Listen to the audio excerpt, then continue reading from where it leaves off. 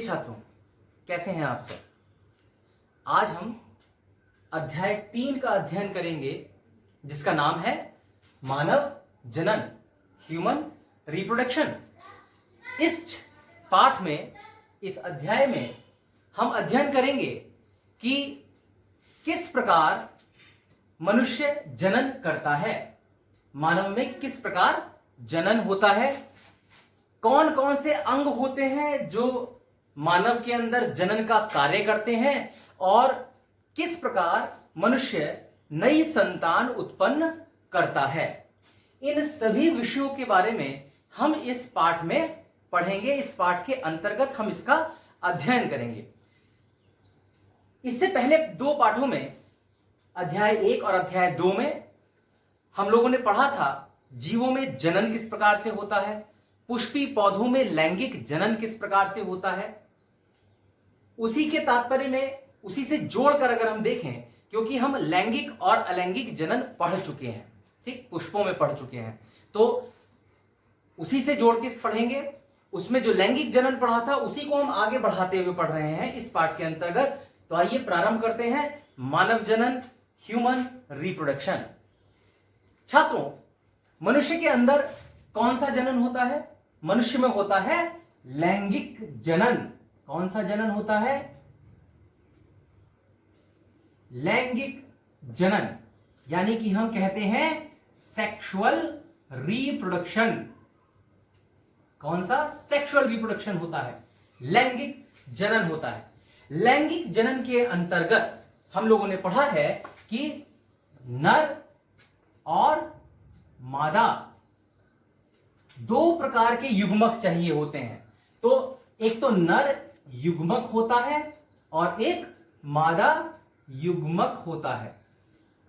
नर युग्मक और मादा युग्मक का संलयन यानी कि क्या होता है? निषेचन होता है। और उससे क्या बनता है? उससे बनते हैं युग्मनज। क्या बनता है? युग्मनज बनता है। और युग्मनज से ही आगे भ्रूण बनता है और भ्रूण से आगे बनती है नई संतान, यानी कि नई संतान की उत्पत्ति होती है। इस प्रकार लैंगिक जनन होता है। अब देखिए, यह चीज बहुत इंपॉर्टेंट है, आप इसको समझेंगे क्योंकि इसी के ऊपर हमारा सारा मानव जनन का पाठ निर्भर करता है। तो इस चीज को बड़े ध्यानपूर्वक समझिएगा। नर युग्मक किसमें बनते हैं? नर युग्मक बनते हैं नर के अंदर, यानी कि पुरुष के अंदर। और मादा युग्मक जो बनता है वो बनता है किसमें? मादा में, यानी कि स्त्री में। तो नर के अंदर नर युग्मक बनता है, मादा में मादा युग्मक बनता है और दोनों का संलयन होता है। संलयन होने पर युग्मनज बनता है, युग्मज से भ्रूण और उससे नई संतान की उत्पत्ति होती है।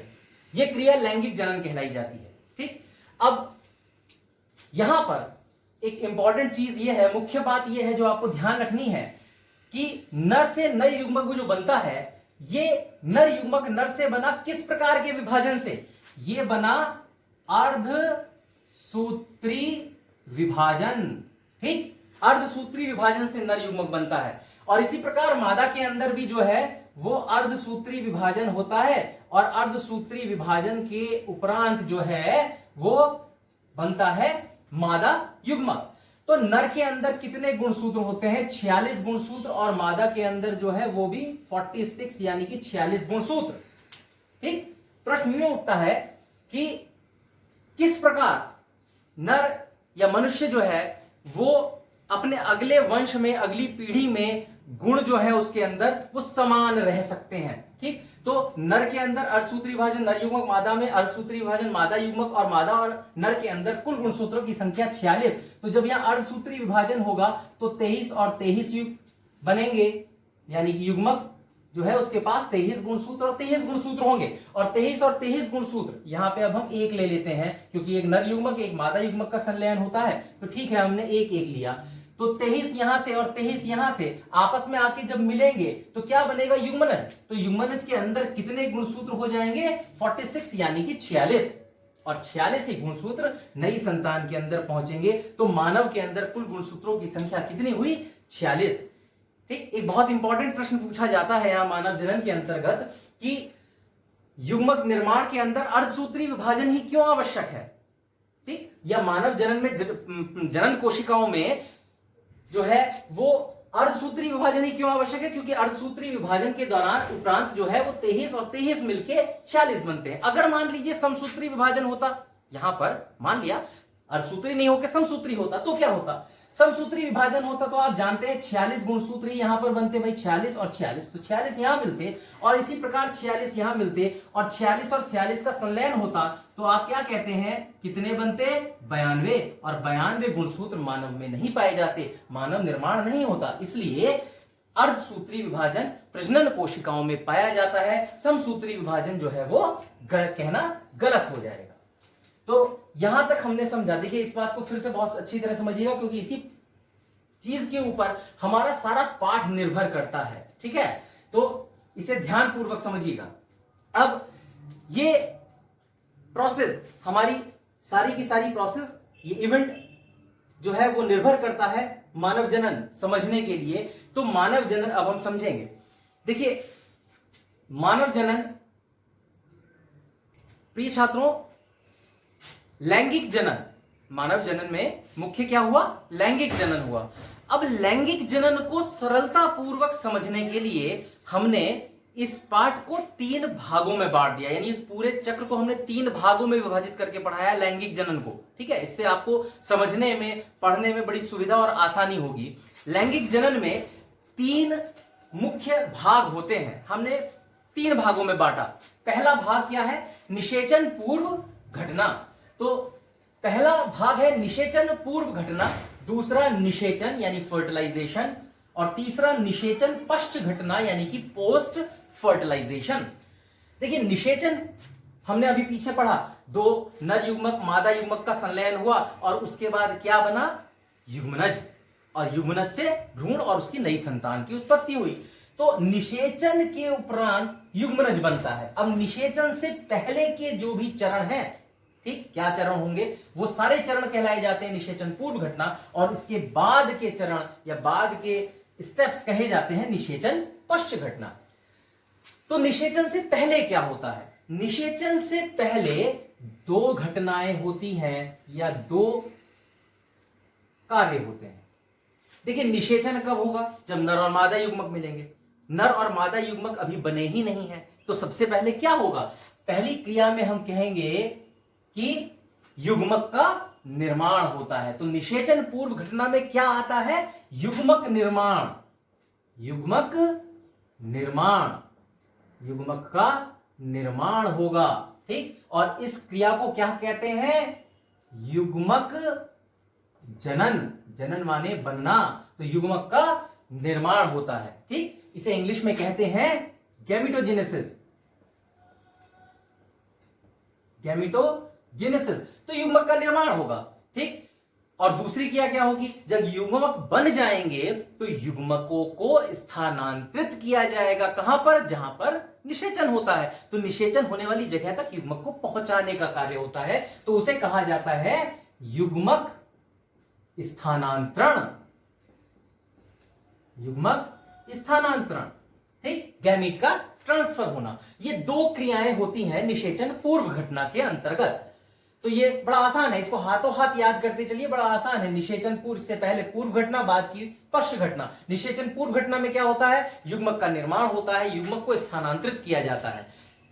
निषेचन में क्या होता है, निषेचन के अंतर्गत युग्मनज का निर्माण होता है, युग्मनज यानी कि जायगोट बनता है, और फिर इसी से आगे जो है भ्रूण बनेगा। तो निषेचन होगा जब युग्मक बन जाएंगे नर मादा, तो आपस में संलयित होंगे, निषेचन होगा, क्या बनेगा, युग्मनज बनेगा, ठीक। तो यहां पे ये क्रिया होती है। और युग्मनज बनने के बाद की क्रियाएं कहलाई जाती हैं निषेचन पश्च घटना। इसमें क्या होता है, इसके अंतर्गत फिर युग्मनज बन जाता है, तो उसके बाद भ्रूण बनता है, और भ्रूण के बाद ही नई संतान उत्पन्न होती है, ठीक। तो ये निषेचन पश्च घटना होती है। हमने इसको 3 भागों में आसानी से तोड़कर पढ़ा। तो ये 3 क्रियाओं को अच्छी तरह से समझिएगा कि ये किस प्रकार से ये 2 क्रियाएं होती हैं। तो छात्रों अब हम पढ़ेंगे पहली घटना, ठीक, 3 पार्ट में जो हमने तोड़ा, निषेचन पूर्व घटना, या हम कहते हैं उसे प्री फर्टिलाइजेशन इवेंट। डीफर्टिलाइजेशन इवेंट के अंदर हमने दो चीजें बताई, युग्मक का निर्माण होना जिसे हमने कहा गैमेटोजेनेसिस कहा जाता है, और युग्मक स्थानांतरण। ठीक, तो सबसे पहले क्या होगा, युग्मक का निर्माण होगा। और जब युग्मक का निर्माण होता है, युग्मक निर्माण यानी कि इसे हम पढ़ेंगे युग्मक जनन। युग्मक जनन इसे हम स्टडी करेंगे, युग्मक जनन गैमेटोजेनेसिस। युग्मक जनन क्या होता है, सीधे सीधी बात है, बड़ा आसान सा है। युग्मक जनन, जनन माने बनना, युग्मक माने गैमीट, तो हम कहते हैं यह वह प्रक्रिया है जिसके अंतर्गत युग्मक का निर्माण होता है। ठीक, तो यह वह प्रक्रिया है जिसमें क्या होता है, जिसमें युग्मक यानी गैमीट का निर्माण होता है। ठीक है, तो यह कहलाई जाती है युग्मक जनन प्रक्रिया। युग्मक जनन प्रक्रिया, युग्मक का निर्माण। अब देखिए, नर के अंदर नर युग्मक बनेगा, मादा के अंदर मादा युग्मक बनेगा, तो यह प्रक्रिया भी फिर दोनों में होती है, नर में भी और मादा में भी। तो इसी प्रक्रिया को फिर हम कहते हैं युग्मक जनन, क्योंकि नर और मादा दोनों में युग्मक बनते हैं, तो फिर नर में भी यह क्रिया होगी और मादा में भी यही क्रिया होगी। तो नर में जब युग्मक जनन की जो क्रिया होती है उसे क्या कहते हैं, नर के अंदर जो क्रिया होती है उसे कहते हैं शुक्राणु जनन। ठीक, और मादा में जो क्रिया होती है उसे कहते हैं अंडाणु जनन। इंग्लिश में इसे कहते हैं स्पर्मेटोजेनेसिस। स्पर्मेटोजेनेसिस। और अंडाणु जनन को क्या कहते हैं, ओजेनेसिस। ठीक है, तो ये बड़ा आसान है। युग्मक जनन नरमादा में होगा, शुक्राणु जनन अंडाणु जनन, और शुक्राणु जनन जो होगा तो इसमें क्या बनेंगे, युग्मक का क्या नाम होगा, युग्मक क्या बनेगा, इसका नाम होगा शुक्राणु, और इसे इंग्लिश में क्या कहते हैं, स्पर्म्स। ठीक, स्पर्म कहते हैं। और अंडाणु जनन के अंतर्गत क्या बनता है, अंडाणु या अंड कोशिका, अंड कोशिका कहा जाता है। इसे हम कहते हैं ओवा या ओवम।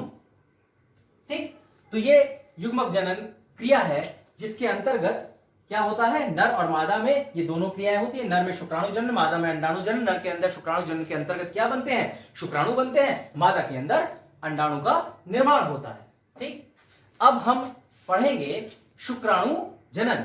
हम पहले नर के अंदर इस क्रिया का अध्ययन करते हैं, शुक्राणु जनन। तो छात्रों, अब हम पढ़ेंगे शुक्राणु जनन, क्योंकि नर के अंदर जो नर युग्मक बनता है वह क्रिया क्या कहलाई जाती है, शुक्राणु जनन कहलाई जाती है, स्पर्मेटोजेनेसिस कहलाई जाती है। तो शुक्राणु जनन के अंतर्गत नर युग्मक बनेंगे। ठीक, अब ये क्रिया आगे पढ़ने से पहले, क्योंकि शुक्राणु जनन कहां होगा, ठीक, ये शुक्राणु जनन नर में होगा, लेकिन नर में कहां पर होगा, किस स्थान पर होगा, हमें वो स्थान पढ़ना है। ठीक, हमें वो सारे अंग पढ़ने हैं जहां पर ये क्रिया होती है। इसे पढ़ने से पहले हम ये जानेंगे कि नर में वे कौन कौन से अंग होते हैं जो शुक्राणु जनन की प्रक्रिया को करते हैं। वे सारे अंग हमें पढ़ने हैं जिसके अंतर्गत लैंगिक जनन होता है। नर में लैंगिक अंग का कार्य क्या होता है। ठीक, तो इसमें हम शुक्राणु जनन को यहां अभी रोकते हैं और इसे शुक्राणु जनन से पहले हम पढ़ते हैं नर जनन अंग। नर जनन अंग, ऐसा हमने इसलिए किया क्योंकि शुक्राणु जनन जहां होगा उस अंग को पहले पढ़ना जरूरी है। ठीक, तभी उसके निर्माण की क्रिया आगे समझ में आ पाएगी।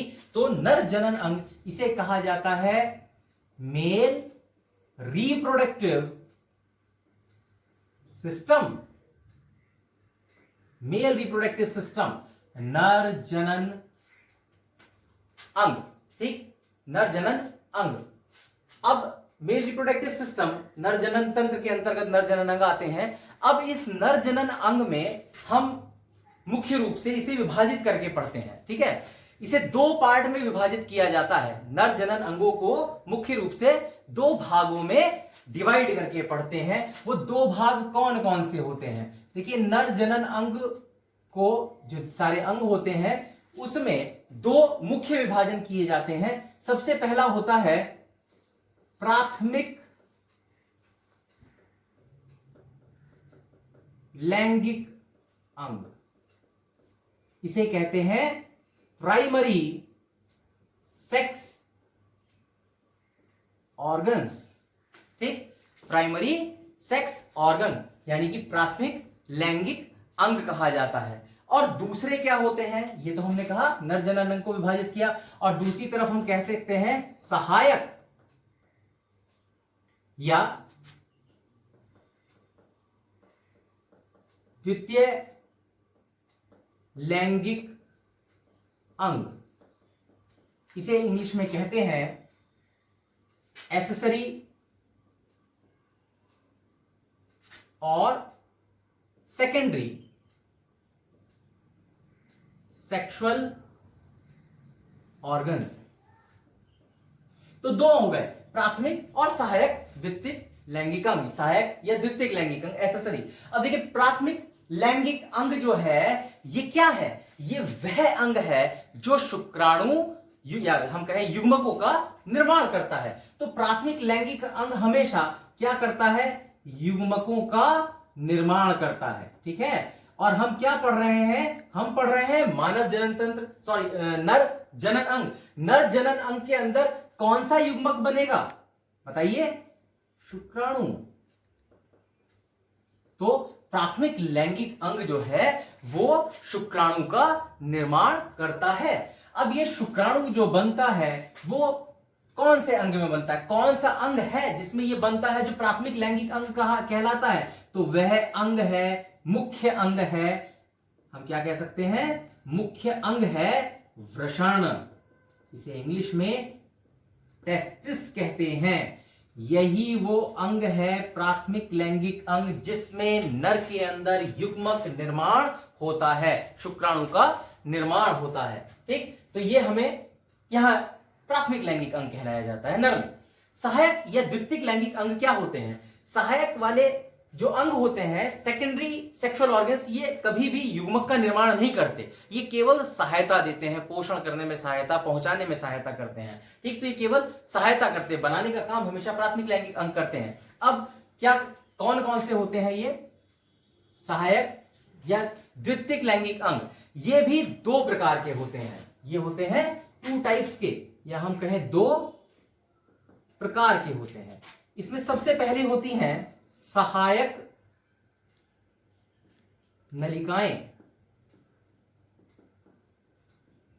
सहायक नलिकाएं कही जाती हैं। ठीक, सहायक नलिकाएं जो हैं इन्हें इंग्लिश में कहते हैं accessory ducts, accessory ducts, ducts माने ट्यूब। ठीक, और दूसरी होती हैं जिन्हें कहा जाता है सहायक ग्रंथियां, सहायक ग्रंथियां, इसे इंग्लिश में कहते हैं एक्सेसरी ग्लैंड्स। तो मुख्य रूप से हम कहते हैं कि ये दो प्रकार की हो गई सहायक या द्वितीयक लैंगिक अंग के अंदर, सहायक नलिकाएं और सहायक ग्रंथियां। तो छात्रों अब सहायक नलिकाएं कौन कौन सी होती हैं और सहायक ग्रंथि, सहायक नलिकाओं में रीट टेस्टिस, क्रम वाइज याद कीजिएगा, इसको इसी क्रम से याद करें, रीट टेस्टिस, शुक्रवाहिका यानी वासा एफ्रेंशिया, फिर अधिवृषण एपिडिडाइमिस, और फिर शुक्रवाहिनी, क्रम यही याद कीजिएगा। सहायक ग्रंथि कौन सी होती है, ग्रंथियों में शुक्राशय सेमिनल वेसिकल होता है, प्रोस्टेट ग्रंथि होती है और बल्बो यूरिथ्रल ग्रंथि। छात्रों अब हमें पढ़ना है वृषण, क्योंकि नर के अंदर मुख्य अंग क्या था जिसमें युग्मक बनते हैं, वृषण।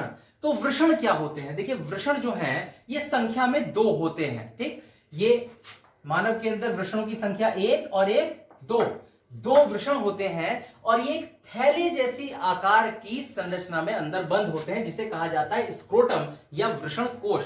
तो वृषण किस में पाए जाते हैं, वृषण कोश में पाए जाते हैं। ठीक, अब इंपॉर्टेंट चीज है वृषण कोश का, वृषण का काम तो है शुक्राणु निर्माण, जो कि हम अब इसको पढ़ रहे हैं डिटेल में। स्क्रोटम यानी वृषण कोश का कार्य क्या है, यह है शरीर के, ये क्या करता है, तापमान नियंत्रण का काम करता है, तापमान नियंत्रित करने का कार्य करता है। ठीक, होता क्या है, वृषण जो शुक्राणु बनाते हैं ये हमेशा शुक्राणु निर्माण शरीर के तापमान से 1 से 3 डिग्री सेंटीग्रेड कम पर होता है। ठीक है, ये प्रश्न बहुत इंपॉर्टेंट है, एग्जाम में पूछा जाता है कि मनुष्य में, मानव के अंदर, नर के अंदर वृषण शरीर के बाहर स्थित क्यों होते हैं? क्योंकि शरीर का जो भी तापमान होता है अंदर का, उससे 1 से 3 डिग्री सेंटीग्रेड, 1 से 3 डिग्री सेंटीग्रेड कम पर शुक्राणु निर्माण होता है। इसीलिए वृषण शरीर के बाहर स्थित होते हैं। अगर ये शरीर के अंदर होते तो शुक्राणु निर्माण की क्रिया नहीं होती। तापमान अधिक हो जाएगा, शुक्राणु निर्माण अगर हो भी जाए, तापमान बढ़ जाए तो वो इमोटाइल हो जाते हैं, यानी कि कार्य करना बंद कर देते हैं, शुक्राणु नष्ट हो जाते हैं, कार्य की क्षमता उनकी खत्म हो जाती है। ये बहुत इंपॉर्टेंट क्वेश्चन है एग्जाम के लिए। तो प्रिय छात्रों, हमने वृषण पढ़ा, वृषण 2 होते हैं। अब ये वृषण की आंतरिक संरचना है। ठीक, अंदर से वृषण कैसा होता है, बहुत इंपॉर्टेंट है, बहुत ध्यान से समझिएगा। इसमें बहुत सारी इंपॉर्टेंट और महत्वपूर्ण चीजें आने वाली हैं जो इस पाठ के लिए बहुत आवश्यक हैं। देखिए, ये वृषण है, ब्लू कलर से हमने बनाया है, ये वृषण है, मानव वृषण। वृषण के अंदर ये ब्लैक कलर की 1 2 3 4, यहां हमने 4 बनाई है। ये छोटे छोटे कंपार्टमेंट्स होते हैं, और ये छोटे छोटे जो कंपार्टमेंट्स होते हैं इन्हें कहा जाता है शुक्र वृषणीय पिंडक। इन्हें कहते हैं वृषणीय पिंडक, यानी कि टेस्टिकुलर लोब्यूल्स।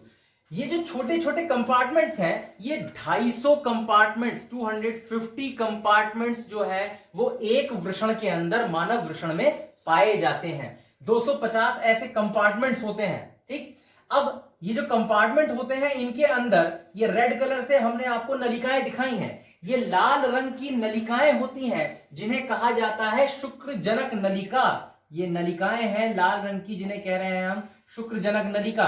और ये शुक्रजनक नलिकाएं 1 से लेकर 3 तक पाई जाती हैं एक कंपार्टमेंट में, यानी कि एक टेस्टिकुलर लोब्यूल में, वृषणीय पिंडक में 1 से 3 शुक्रजनक नलिकाएं पाई जाती हैं। ठीक, बहुत आसान है, इसी क्रम में याद करेंगे आप। टेस्टिकुलर लोब्यूल्स यानी कि कंपार्टमेंट कितने होते हैं, 250 होते हैं, और इसके अंदर पाई जाती हैं 1 से लेकर 3 शुक्रजनक नलिका, यानी कि उन्हें कहा जाता है सेमिनिफेरस ट्यूब्यूल। सेमिनिफेरस ट्यूब्यूल्स जो होती हैं ये 1 से 3 होती हैं। ठीक, अब यहां ध्यान दीजिएगा, अगर हम इस ट्यूब को, सेमिनिफेरस ट्यूब्यूल को लाल कलर की जो बनाई है, हम अगर इसको बीच में से काट दें तो काटने पे हमें, पेन है, पेन को बीच में से काटे तो हमें कैसा दिखाई देगा, गोल संरचना दिखाई देगी इस प्रकार की। ठीक, तो सेमिनिफेरस ट्यूब्यूल को अगर काटा जाता है तो गोल संरचना इस प्रकार दिखती है, और उसके अंदर 2 प्रकार की मुख्य कोशिकाएं होती हैं। 2 प्रकार की मुख्य कोशिकाएं जो होती हैं उनका क्या नाम होता है, वो स्पर्मेटोगोनिया और सर्टोली सेल्स यानी सर्टोली कोशिकाएं कहलाई जाती हैं। ठीक, अब यहां हमने 2 प्रकार से दिखाया है, गोले बना दिए हैं और क्रॉस बना दिया। गोलों को हमने कहा है शुक्रजनक कोशिका स्पर्मेटोगोनिया। ठीक है, तो शुक्रजनक ये कहां होती है, सेमिनिफेरस ट्यूब्यूल को अगर काटा जाए तो उसके बीच में 2 प्रकार की कोशिकाएं, जिसमें कहा शुक्रजनक कोशिका स्पर्मेटोगोनिया और दूसरा सर्टोली कोशिकाएं। इनका कार्य बहुत ज्यादा बोर्ड एग्जाम में पूछा जाता है, बहुत इंपॉर्टेंट है, ध्यान दीजिएगा। शुक्रजनक नलिका क्या करती है, ये कोशिका शुक्राणु बनाती है, यानी कि टेस्टिस में, वृषण में शुक्राणु बनाने का काम इसका है, स्पर्मेटोगोनिया का। ठीक, ये पूछा जाता है। और सर्टोली कोशिका क्या करती है, जो शुक्राणु बने हैं उनको पोषण प्रदान करने का काम करती हैं ये 2 कोशिकाएं। तो यहां तक हमने आपको बताया सेमिनिफेरस ट्यूब्यूल यानी कि शुक्रजनक नलिका को काटने पर इसके अंदर इस प्रकार की संरचना, 2 प्रकार की कोशिकाएं। इससे आगे निकलने पे इसे रीट टेस्टिस कहते हैं। और रीट टेस्टिस हमने याद है पढ़ाया था आपको, सहायक नलिकाएं, रीट टेस्टिस, इसी क्रम में याद करेंगे। शुक्रवाहिका इसके ऊपर जाके, और इसके बाद ये अति कुंडलित भाग बनाती है जिसे कहते हैं अधिवृषण एपिडिडाइमिस, और उसके ऊपर शुक्रवाहिनी। जब हमने आपको पहले सहायक नलिकाएं पढ़ाया था, क्रम भी बताया था, उसी क्रम में आप याद करेंगे इनको। ये हमने आपको बताया वृषण का स्ट्रक्चर। तो छात्रों, अब हम पढ़ेंगे सहायक नलिकाएं। सहायक नलिका हमने क्या बताई थी, वृषण में नर शुक्राणु को बाहर पहुंचाना। तो यहां तक हमने पढ़ा था कि ये सहायक नलिकाएं क्या कार्य कर रही हैं। यहां तक शुक्राणु बना दिया गया, सहायक नलिकाएं क्या कार्य कर रही है, रीट टेस्टिस शुक्रवाहिका अधिवृषण या शुक्रवाहिनी, इनका काम होता है वृषण में बने नर शुक्राणु को बाहर पहुंचाना, बाहर निकालना। फिर आता है सहायक ग्रंथियां। सहायक ग्रंथियां आपको याद होगा हमने पढ़ाया था, शुक्राशय पढ़ाया था, प्रोस्टेट ग्रंथि पढ़ाया था, और बल्बो यूरेथ्रल, काउपर्स ग्लैंड। तो शुक्राशय बहुत इंपॉर्टेंट है। शुक्राशय का क्या कार्य होता है? शुक्राशय एक तरल बनाता है, ये एक लिक्विड बनाता है, तरल बनाता है, ये तरल को स्रवित करता है, जो वीर्य का सबसे ज्यादा अधिकांश भाग बनाता है। सेमन का अधिकांश भाग बनाने वाला यही होता है तरल, जो शुक्राशय बनाता है। इस तरल के अंतर्गत क्या होता है? फ्रक्टोज, ये एक शर्करा है, फ्रक्टोज नाम की शर्करा पाई जाती है, प्रोटीन पाया जाता है और प्रोस्मियम ग्लैंडिन्स पाए जाते हैं। ये इस तरल का जो है कंपोजिशन है, ठीक, संगठन कहा जा सकता है। दूसरा है प्रोस्टेट ग्रंथि। प्रोस्टेट ग्रंथि क्या होती है? प्रोस्टेट ग्रंथि जो है ये एक दूधिया क्षारीय पदार्थ, मिल्की कलर का क्षारीय पदार्थ बनाती है। बेसिक, क्षारीय माने बेसिक पदार्थ बनाती है। इसका काम क्या होता है कि ये मूत्र से उत्पन्न अम्लीयता को जो है वो निष्प्रभावी करने का काम करता है, ठीक, एसिडिक नेचर को बेसिक में कन्वर्ट करता है। और तीसरा होता है बल्बोयूरेथ्रल, या इसे कहा जाता है काउपर्स ग्रंथि। काउपर्स ग्रंथि जो है ये भी एक प्रकार का तरल बनाती है। ये तरल जो है ये चिकनाहट पैदा करता है, यानी कि स्नेहन उत्पन्न करता है। इस क्रिया के दौरान ये तीन ग्रंथियां, तीनों ग्रंथियों के कार्य बहुत इंपॉर्टेंट है, खास प्रकार से शुक्राशय और प्रोस्टेट ग्रंथि। अब ये यहां तक आपका जो भाग हमने पूरा कराया, इसके अंतर्गत हमने वृषण की संरचना, वृषण के कार्य, सहायक नलिकाएं, सहायक ग्रंथियां, ये सभी आपको बताई। देखिए ध्यान रखिएगा, जिस क्रम में आपको पढ़ाया गया है उसी क्रम में इसे याद करिएगा, दो एक बार रिवाइज कीजिएगा, आपको सारी चीजें स्वतः याद हो जाएंगी। देखिए वृषण की संरचना के अंतर्गत बार बार आप इसी क्रम में याद करेंगे।